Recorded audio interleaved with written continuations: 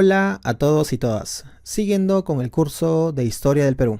Yo soy Roger García, administrador general de Mora Sofía. Cualquier duda del curso, abajo en la descripción estoy dejando mi página de Facebook. Asimismo, si tienes dudas de otros cursos, te invito a que te unas al grupo Amora Sofía. Cada día somos más. Escalando una etapa más de lo que es la periodización andina, nos vamos a pasar lo que es el periodo del Horizonte Medio. Aquí vamos a encontrar lo que es el Imperio Wari, la sociedad Wari, y también vamos a encontrar lo que es la cultura tiahuanaco. Comencemos. Hasta hace unos años, normalmente se hablaba de que Tiahuanaco tenía dos momentos. Se hablaba de un Tiahuanaco regional y un Tiahuanaco llamado en expansión. Tiahuanaco regional es el que pertenece al intermedio temprano, contemporáneo Nazca, Mochica, Recuay, Lima. Pero el Tiahuanaco más importante es el Tiahuanaco en expansión, y este es contemporáneo al imperio llamado Wari, o sea, pertenece al Horizonte Medio. El Tiahuanaco en expansión, lo que más se ve o resalta es esas técnicas que inclusive quedarán en la época inca. Esto principalmente vinculado al llamado sistema de pisos psicológicos, o también llamada la política de archipiélagos. Este Tiahuanaco en expansión es bien complicado de entender para quienes lo estudian. ¿Por qué? Lo que sucede es que es un estado en expansión, pero que se basa principalmente en el aspecto teocrático. ¿Y eso qué nos dice? Que solo se basa en el aspecto religioso. Y eso como que les complica a la gente que estudia esto. Normalmente los estados en expansión son estados militaristas. No quiere decir que los tiahuanaco no tenían zona militar. Sí tenían aspectos militares, pero el poder más importante de ellos y más desarrollado estaba más que nada vinculado a lo que es a su dios, que ya ustedes lo conocen, que es Huiracocha. Entonces ponemos aquí, Tiahuanaco. Bueno, según los libros, dicen que Tiahuanaco fue descubierto por un señor llamado Pedro Cieza de León. Muchos dicen eso. Ahora, eso no puede ser del todo cierto, ya que los cronistas conocieron muchos pueblos y hablaron de ellos nada más. Quien descubre o comienza el estudio de Tiahuanaco principalmente es el señor Max Uhle. Nosotros ya hablamos de este señor, que descubre varias culturas. Tenemos Mochica, Chimú. Él inicia el estudio, no de cronista, sino arqueológico, el estudio arqueológico de Tiahuanaco. Ahora, Tiahuanaco ya no hay que ponerlo en el intermedio temprano, sino ahora será parte del Horizonte Medio. Para comenzar a definir cómo es Tiahuanaco, como es lo usual, nos vamos a preguntar qué tipo de estado tiene Tiahuanaco. Tiahuanaco es un estado teocrático, es un estado imperial, pero que se basa en un aspecto religioso, donde tenemos al dios Huiracocha. También nos dice que ese estado tenía las llamadas parcialidades. Pero, ¿qué son las parcialidades? Es como una política o tendencia en el mundo andino de las culturas, principalmente de a partir de acá hasta la época inca. Consistía en dividir la sociedad en dos ámbitos. ¿Cuáles son ellas? Son el lado Hana y el lado Hurin. Por eso es que mucho se menciona que en muchos pueblos no había un solo gobernante, sino dos gobernantes. Incluso se habla que los incas tenían dos incas, Inca Hanan e Inca Hurin. Los Hanan y los Hurin. Los Hanan son militares y los Hurin sacerdotes. Esto como que no es del todo cierto, o sea, es una verdad a medias. ¿Por qué? Mira, los primeros incas fueron Hurin. Ellos tenían poderes religiosos y también políticos. En la última etapa de los incas de Vilcabamba, el señor Manco Inca era un guerrero y era Hurin, o sea, sacerdote. Por eso, decir que todos los Hurin eran sacerdotes es como que inadecuado. Su función en el Estado es sacerdotal, solo en el Estado, no en la sociedad. Los chancas y los huancas también usaron esta costumbre de sociedad y de tener parcialidades. Luego de definir el tipo de estado, hablemos de algunas ciudades o recintos muy importantes. No hablaremos de capitales, ya que es medio complicado cuando se trata de ellos. Se habla más que nada de ciudades más importantes. Hay muchas, pero solo dos son las que resaltan más. Hay un palacio llamado el Palacio de Calasasaya.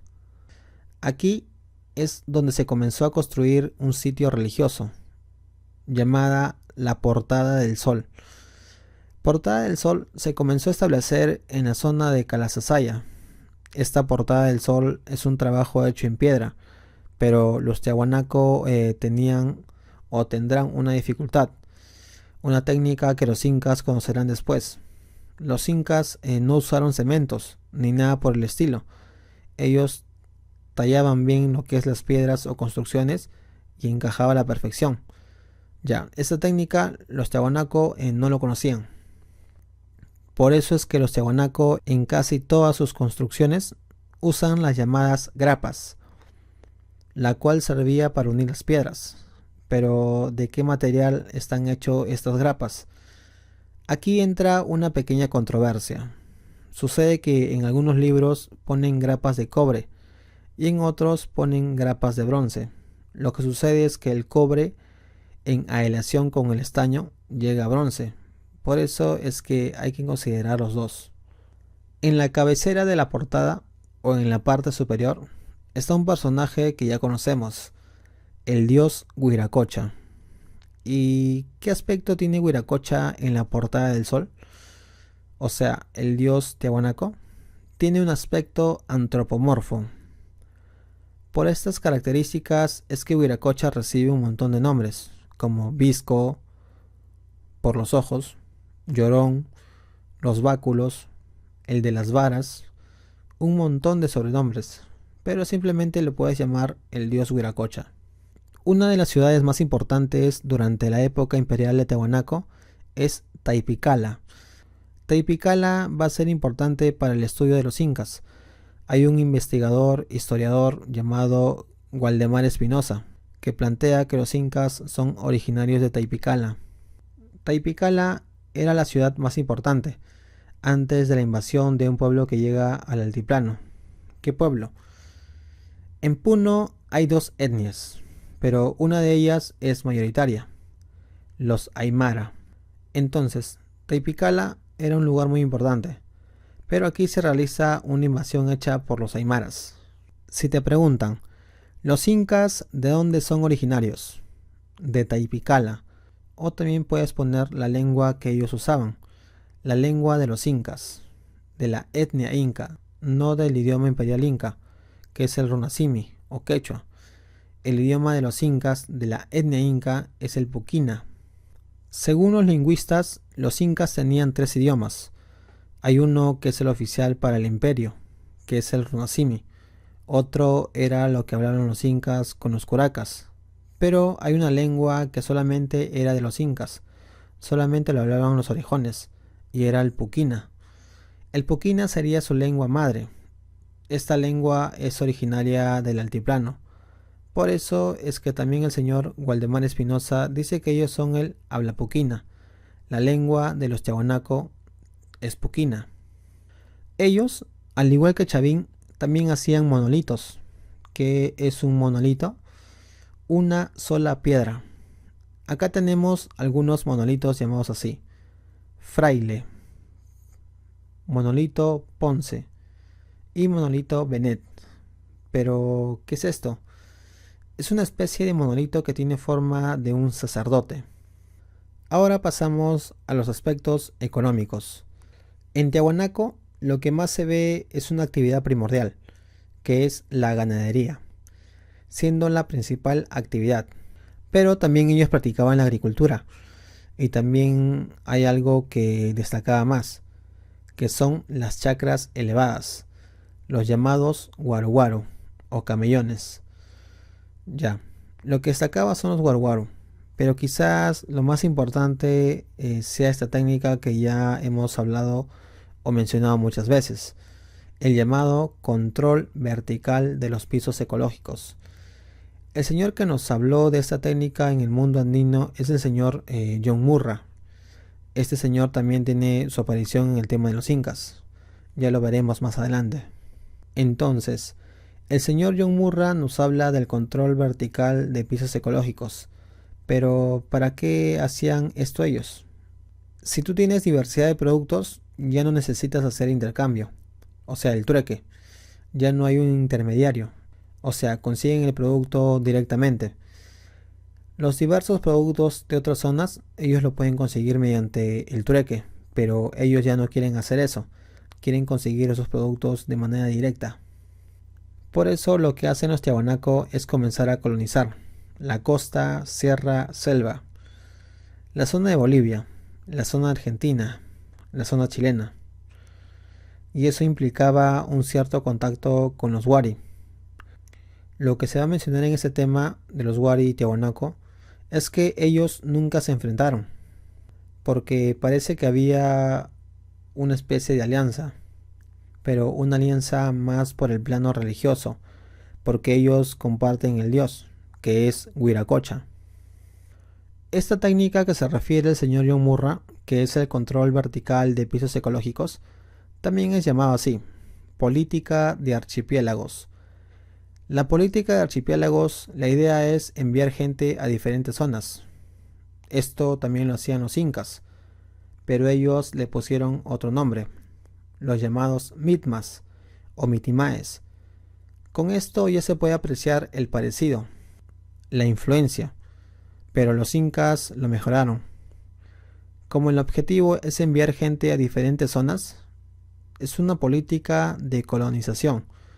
Pero ¿por qué enviar gente a otros lados? Los enviaban con el objetivo de obtener recursos, no por las tierras. Por eso es que se evidencia una especie de convivencia.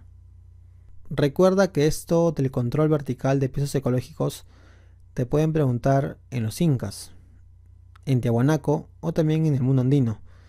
Inclusive los aymaras también lo conocen. Es una técnica que se hace andina prácticamente. Entonces, para que se nos grabe mejor, vamos a poner aquí objetivos de este llamado control de pisos ecológicos.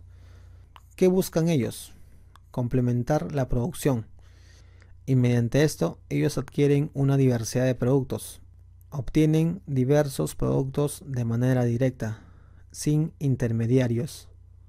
Pero, ¿cómo el señor John Murra conoció eso? Lo conoció mediante fuentes escritas.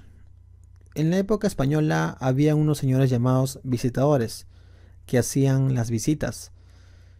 Ellos eran enviados por el reinado de España. Pero, ¿qué cosa hacían las visitas? Hacían una especie de informe de todo lo que sucedía. Este visitador se fue al altiplano y encontró lupacas. Luego se va a Ecuador y encuentra otra vez lupacas. Luego va a la sierra y encuentra huancas.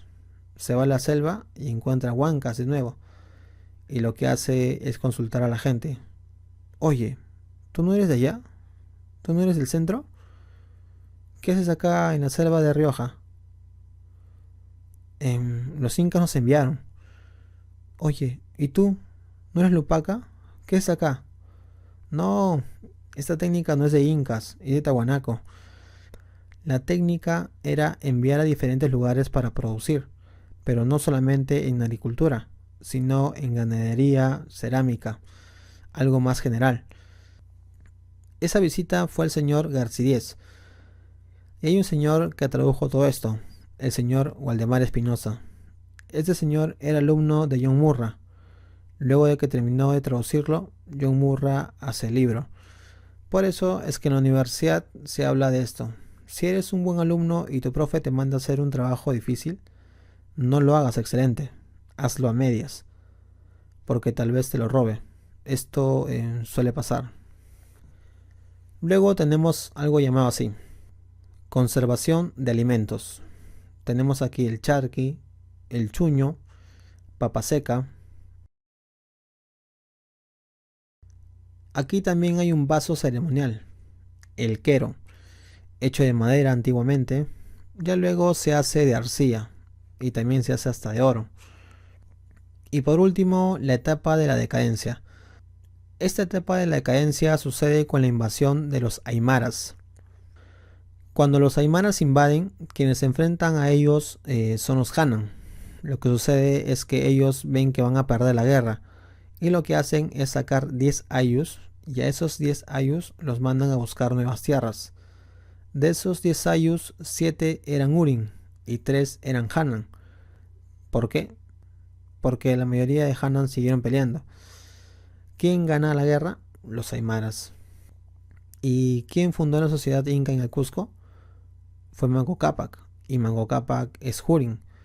Lo que sucede es que hay una pregunta que dice algo así: ¿cuál fue la etnia que fundó el estado inca en el Cusco? Y su respuesta es Hurin Taipicala. Y pues no tiene mucho sentido. En el fondo, todos son Tiahuanaco, pero quienes asumen el poder son los Hurin, ya que los Hanan habían muerto en la guerra. Pero quienes llegaron son los dos, tanto Hanan y Hurin. No lo funda uno, lo fundan los dos. Y luego lo que sucede es que un conjunto de pueblos no sale de Tiahuanaco, se quedan en el lago Titicaca e hicieron sus islas artificiales en medio del agua. Ellos son los Uros, llamados en la zona de Puno como los Quechua. Entonces, resumimos. Cultura Tiahuanaco. Ellos tuvieron un gran aporte. Ellos tuvieron el control de pisos ecológicos. ¿Qué significa eso? Que ellos conocían diferentes producciones, varios pisos ecológicos. ¿Y para qué era esto? Le responderé con una pregunta. El abastecimiento directo de productos de toda variedad, sin intermediarios, fue lograda por la cultura tiahuanaco gracias a control de pisos ecológicos. Tenemos variedad productiva, no todo lo que se quiere se produce en el altiplano, por ello se habla de una complementación productiva. Todo esto a través de los pisos ecológicos. Luego, las construcciones o arquitectura. Una conocida es la Portada del Sol, donde tenemos a un dios más importante, llamado el señor Huiracocha. Ahora, ¿qué característica tenía el dios Huiracocha? Este señor ya no tiene garras, no tiene cola, ni cabello de serpientes y todas esas cosas. Él ya es humano, por eso es antropomorfo. ¿Qué es eso? Que tiene forma de hombre. Otro es que ellos usaban una especie de grapas hechos de cobre para que no se caigan las piedras. Ellos, al igual que Chavín, también hacían monolitos. ¿Qué es un monolito? Una sola piedra. Acá tenemos algunos monolitos llamados así: Fraile, Ponce y Benet. Pero, ¿qué es esto? Es una especie de monolito que tiene forma de un sacerdote. Ahí se puede apreciar un vaso que es conocido en el mundo andino. Y él está agarrando ese vaso, el quero. ¿Qué es el quero? Es un vaso ceremonial. Según los incas, dicen que representa la igualdad. Y eso se refleja en la actualidad. No usan el quero, pero sí la acción. ¿Por qué? La gente cuando se pone a tomar alcohol, toma de un mismo vaso. Se sirve en un vaso y lo van pasando a todos con ese vaso. Ya, algo así es aquí. El quero de los tiahuanaco estaban hecho de madera. En cambio, los incas lo hacían de cerámica y hasta de oro. Dale like si te gustó el video, compártelo con tus amigos. Esto es Amor a Sofía, donde aprender es gratis. Yo soy Roger y nos vemos en el siguiente capítulo. Otros son los huacos sexuales, que no voy a poner una imagen. Bueno, solo uno. Este tipo de cerámica representa básicamente la fertilidad. Estas cerámicas hablan de política, hablan de lo social, de la economía, etc. Pero, ¿qué se representa